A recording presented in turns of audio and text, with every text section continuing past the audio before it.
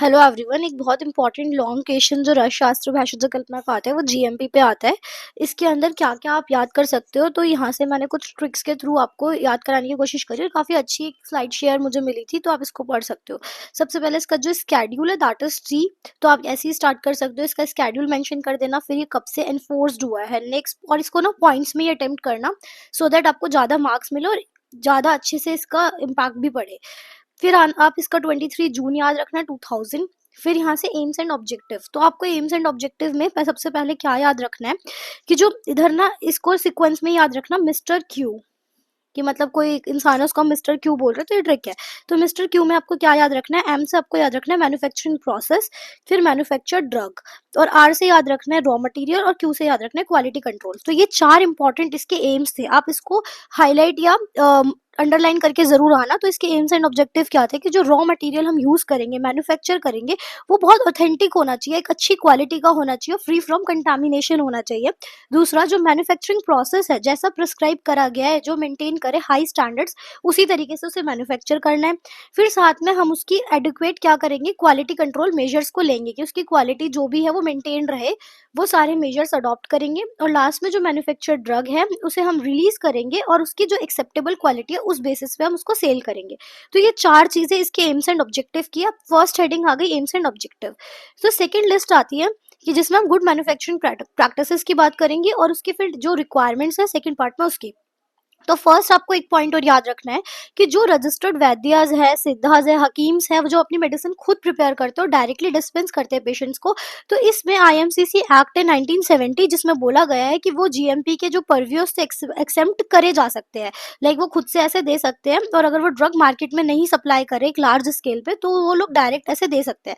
फिर आते हैं GMP, that is good manufacturing practices. ये वेरी शॉर्ट में भी आता है, आपको फुल फॉर्म पता होनी चाहिए इसकी। फिर इसके लिए अब आपको क्या ट्रिक याद रखनी है, सबसे पहले हमने ना हर लॉन्ग आंसर के लिए ना सबसे पहले हमें टॉपिक्स हमारे दिमाग में होने चाहिए।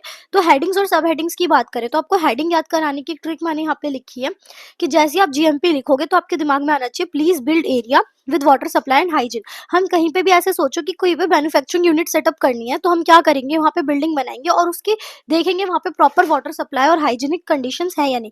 तो please build area with water supply and hygiene. अब इसकी बात करें अगर, तो प्लीज से आपको याद रखना है premises and location and surrounding. तो आप ऐसे ही आंसर में ब्लैक पेन से, अगर ब्लू पेन से लिख रहे हो तो ब्लू पेन से ऐसे हेडिंग डालोगे। तो सबसे पहले प्रीमिसेस की बात करें तो लोकेशन और सराउंडिंग ही हम देखते हैं। तो कैसी लोकेशन चाहिए, तो आप खुद ही इंग्लिश लिख सकते हो, एक नॉर्मल सा आंसर है कि कंटामिनेशन फ्री होनी चाहिए, कोई सीवेज वहाँ पे ड्रेनेज नहीं होनी चाहिए, ओपन पब्लिक लेबोरेटरी नहीं होनी चाहिए, फैक्ट्री नहीं होनी चाहिए, और ऐसे कोई भी ऑब्नॉक्शियस ऑब्नॉक्शियस ऑर्डर नहीं आना चाहिए, फ्यूम्स नहीं आनी चाहिए, एक्सेसिव सूट नहीं होना चाहिए, ज्यादा धुआं, डस्ट, स्मोक, ये चीजें वहां पे नहीं होनी चाहिए। फिर अब प्लीज बिल्ड, अब हमें बिल्डिंग बनानी है, तो हम ऐसी बिल्डिंग बनाएंगे जो ड्रग्स के प्रोडक्शन के लिए एक हाइजीनिक कंडीशन हमें परमिट करे। वहां पर अब क्या क्या नहीं होना चाहिए, अब आपको कोई रॉ मटेरियल कोई ड्रग रखना है तो वहां पे इंसेक्ट्स रॉडेंट्स जो से खराब ना करे, डैम्पनेस नहीं होनी चाहिए फ्लोर की, और साथ में मॉइस्चर नहीं होना चाहिए, एक स्मूथ सरफेस जो आसानी से साफ हो जाए, डिसइंफेक्ट हो जाए, एक प्रॉपर लाइट भी आनी चाहिए, वेंटिलेशन प्रॉपर होना चाहिए। साथ में आपको बताइए फायर सेफ्टी बहुत इंपॉर्टेंट है, तो ऐसे मेजर्स विद प्रॉपर एग्जिट। उसके बाद वहाँ पे एक सैनिटरी फिटिंग होनी चाहिए, इलेक्ट्रिकल फिक्सचर होने चाहिए प्रॉपर, और वहाँ पे ड्रेनेज सिस्टम होना चाहिए। तो प्लीज बिल्ड, यहाँ तक हमने कवर कर लिया। फिर आता है एक ऐसा एरिया अब हमें सिलेक्ट करना है जिसके अंदर क्या मिले आपको, सबसे पहले एक एडिक्वेट स्पेस। तो आपको क्या करना है, वहां पर आपको रिसीव करना और स्टोर करना है रॉ मटेरियल, तो उसके लिए एक प्रॉपर प्लांट जो हम सेटअप कर रहे हैं कि स्पेस होना चाहिए। फिर उस मैन्युफैक्चरिंग प्रोसेस का जो एरिया है उसमें हम मशीन्स वगैरह सेटअप करेंगे, कंट्रोल क्वालिटी सेक्शन बनाएंगे। फिर फिनिश्ड गुड का एक स्टोरेज हाउस भी होना चाहिए, एक ऑफिस होना चाहिए, और एक रिजेक्टेड गुड हाउस का ऑफिस होना चाहिए। तो आपको ये कॉमन सेंस यूज करके लिखना है कि आपने पहले मटेरियल स्टोर करना है, एक मैन्युफैक्चरिंग सेटअप बनाना है, फिर एक ऑफिस भी होना चाहिए जहां से सब कुछ कंट्रोल हो, क्वालिटी कंट्रोल का एक सेक्शन, अब जो खराब सामान है उसके लिए एक डंप हाउस, और एक फिनिश गुड हाउस होना चाहिए। फिर स्टोरेज में प्रॉपर वेंटिलेशन और फ्री फ्रॉम डैम्पनेस। अब नेक्स्ट याद रखना है कि एक्सेप्टेबल टेम्परेचर होना चाहिए वहाँ पे, जहाँ स्टोरेज के लिए हमें क्या क्या चाहिए, ह्यूमिडिटी एंड टेम्परेचर की वो चीजें प्रोवाइडेड हो, कंट्रोल सिस्टम हो, मॉनिटर और रिकॉर्ड भी हमें मेंटेन करना है। साथ में वहां पर ऑब्वियसली रेस्ट रूम भी होना चाहिए, लेबर्स के लिए रिफ्रेशमेंट रूम्स होने चाहिए, कंट्रोल एरियाज होने चाहिए, और वहां पे हमें वर्कशॉप करनी है अगर किसी टूल और पार्ट्स की, तो वो भी वहां पे स्टोरेज हो और वर्कशॉप हो प्रॉपर हमें अरेंजमेंट्स के लिए। एनिमल हाउसेस उधर से आइसोलेटेड एरिया में होना चाहिए। ऐसा नहीं हो कि एनिमल की एक्सेस हो जाए, और एयर हैंडलिंग फैसिलिटीज हो। ड्रेनेज यहाँ पे बार बार बोला जा रहा है, वरना सारा रॉ मटेरियल खराब हो जाएगा अगर पानी भर गया, बैक फ्लो हो गया।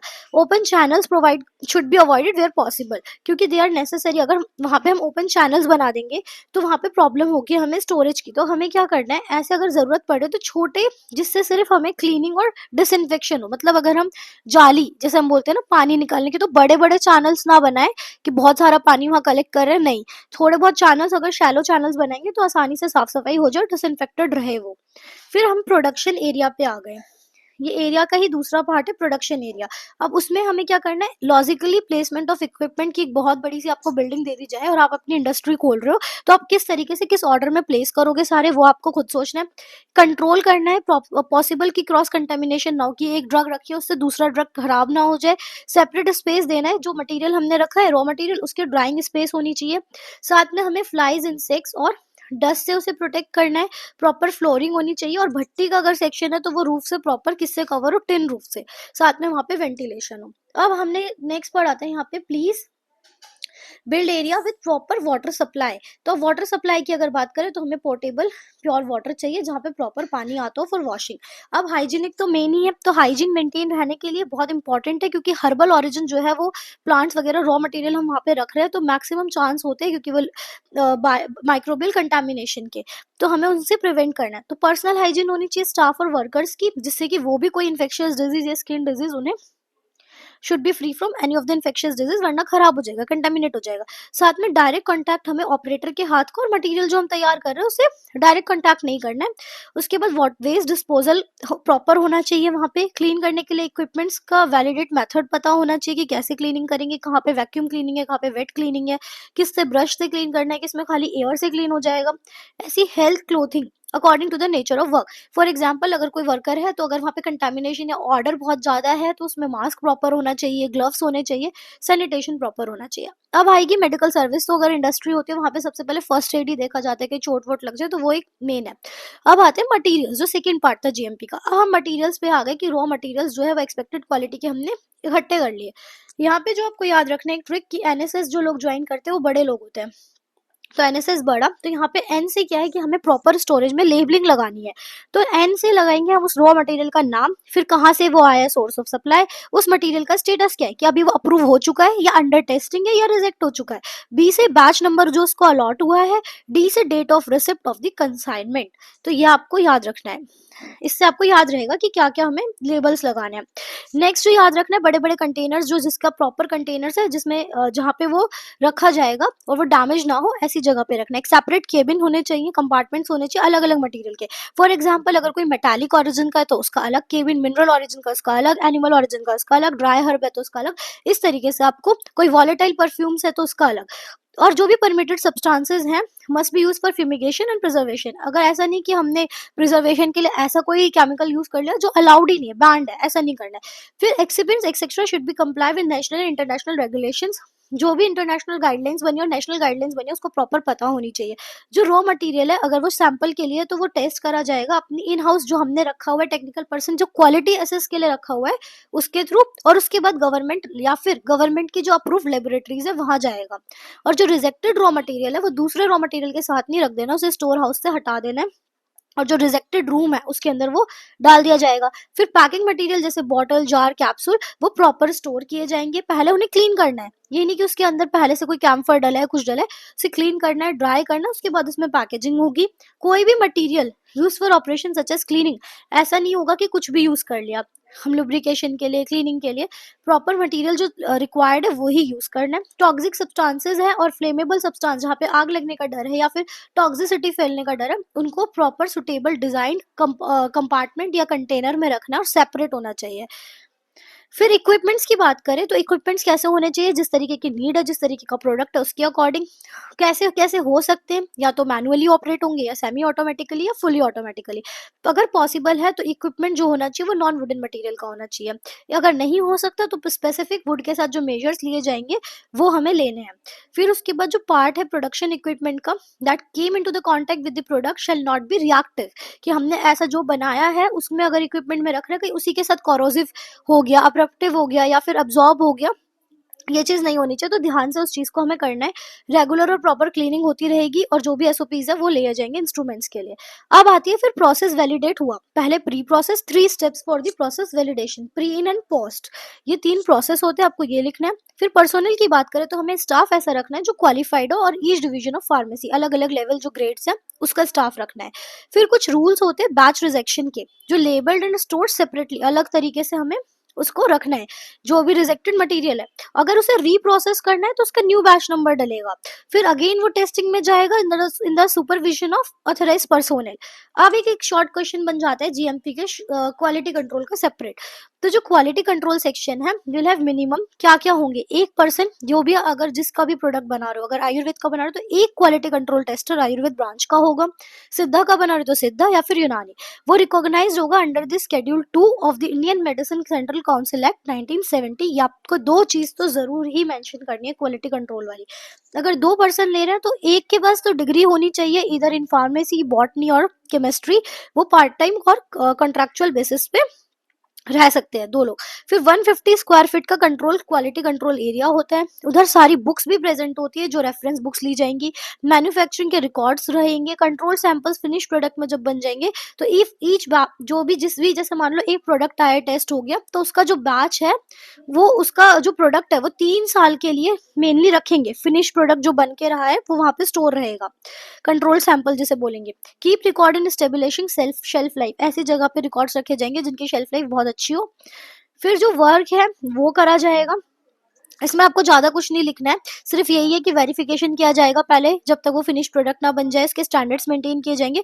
और मैन्युफैक्चरर जो है, जो मैन्युफैक्चरिंग यूनिट चला रहा है, who are manufacturing patent proprietary medicine shall provide their on specification and control reference in respect of such formulated drugs. जो मैन्युफैक्चरर इसको मैन्युफैक्चर कर रहा है, जिसको इसका पेटेंट लेने वाला है, वो प्रोवाइड करेगा जो भी स्पेसिफिकेशंस हैं, जो भी कंट्रोल रेफरेंसेस यूज किए गए हैं उस फॉर्मुलेटेड ड्रग में। अब आती है लिमिट्स, इसको आप याद रखोगे। लॉस एंजलिस, LA का CM। अब इसका मैं आपको डायरेक्ट याद करवा रही हूँ इस टेबल को, जो बहुत इंपॉर्टेंट है। तो देखो, इसमें हमें एक हैवी मेटल्स के एक्सपोर्ट्स के लिए जो 14 अक्टूबर 2006 की गाइडलाइन है, उसमें अगर लेड डाल रहे हो आप किसी मटेरियल की प्रिपरेशन में, आर्सेनिक डाल रहे हो, कैडमियम डाल रहे हो या फिर मरकरी डाल रहे हो, तो इसके अंदर क्या आपको याद रखना है कि जो हैवी मटेरियल है वो 10 ppm से ज्यादा नहीं होना चाहिए। Arsenic 3, cadmium 0.3 and mercury is 1 ppm। तो इसको याद करने की ट्रिक है, पहले फर्स्ट लेटर और इसमें लास्ट लेटर। तो LA का CM है, L से 10 लिखो तो 10.0, और यहाँ वो डेसिमल हट के आगे आ गया तो 1.0। फिर सेम A लिखो, A में 3.0 है, और आर्सेनिक का फिर वो डेसिमल आगे चला गया तो 0.3 हो गया। That's it. फिर सेल्फ इंस्पेक्ट, पहले खुद आप इंस्पेक्ट करोगे, फिर उसकी कुछ कंप्लेन है, फिर वापस प्रोडक्ट आपको देखना है वापस से, उसका रिकॉर्ड हर प्रोसेस का मेंटेन रहेगा, डिस्पैच से पहले तक का जितना रिकॉर्ड है। फिर जो रॉ मटेरियल है उन सबके रिकॉर्ड्स मेंटेन रहेंगे, जैसे कि वो रॉ मटेरियल कहाँ से, मैंने बताया ना पीछे, याद करना है, जो कहाँ से डेटा है, उसका सोर्स क्या है, कैसी क्वांटिटी में आया था और कितनी उसकी कॉस्ट थी, स्टोरेज की कंडीशंस, कंटेनर जो भी आप लाए हो, टेस्टिंग की डेट, पैरामीटर्स क्या लिए, रिजल्ट क्या था, अप्रूवल या रिजेक्शन, और यूजर्स में सेम इस तरीके से आपको ये मेंटेन रखना है रिकॉर्ड्स। फिर यहाँ पे आपको जो याद रखना है, क्वालिटी कंट्रोल में name of the product, data, parameter, reference, principle procedures, equipments और उसका क्या अप्रूवल आया और या रिजेक्शन आया। फिर वो पैकेज हो जाता है, लेबल हो जाता है एक बल्क क्वांटिटी में। उसके बाद जो रिकॉर्ड्स ऑफ रिजेक्टेड बैचेस है वो भी आपको रखना है। फिर फाइनल प्रोडक्ट के ऊपर सेम यही पैरामीटर्स लिखने कि कितने रेशियो में, इंग्रेडिएंट्स का रेशियो जो हम पढ़ते हैं किसी भी प्रोडक्ट मेडिसिन के पीछे नाम होता है, उसके रेफरेंसेस होते हैं, उसकी क्वांटिटी होती है, इंग्रेडिएंट्स होते हैं, batch number, date of manufacturing and quality parameters. अब आपको डिस्पैचिंग का रिकॉर्ड कैसे रखना है, उसके लिए हमें 4 चीजें देखनी है। सेल क्या हुई उसकी, डिस्ट्रीब्यूशन और सेल, उसकी एक्सपायरी डेट तक कितने प्रोडक्ट्स की सेल है, और उसके साथ में उसका जो शेल्फ लाइफ है प्रोडक्ट की, वो इनफाइनाइट शेल्फ लाइफ कितने इयर्स के, 5 इयर्स। फिर मार्केट से क्या क्या कंप्लेन्स आई, फिर हमने उसकी भी रिपोर्ट्स बनाए कि रीजन क्या था, मेजर्स क्या लेंगे, हर 6 महीने के इंटरवल पे एक रिपोर्ट तैयार होगी। फिर ADR, due to any defect in the product और such reactions are already reported in the literature और it is a new observation. ये हमें देखना है कि जो प्रोडक्ट का डिफेक्ट आया और उससे कोई अगर रिएक्शन हुआ है तो क्या वो हमारे पास पहले से लिटरेचर में मेंशन था, या हमारे प्रोडक्ट से कोई न्यू चीज ओरिजिनेट, कोई न्यू ऑब्जर्वेशन हमें देखने को मिली है, उस प्रोडक्ट को हमें रिकॉल करना है। That was all about GMP। I hope आपको ये समझ आया होगा। अगर आया है तो please do like, share and subscribe, और इसको ज्यादा से ज्यादा शेयर करो, और साथ में इससे पढ़ोगे तो आपको इजी लगेगा।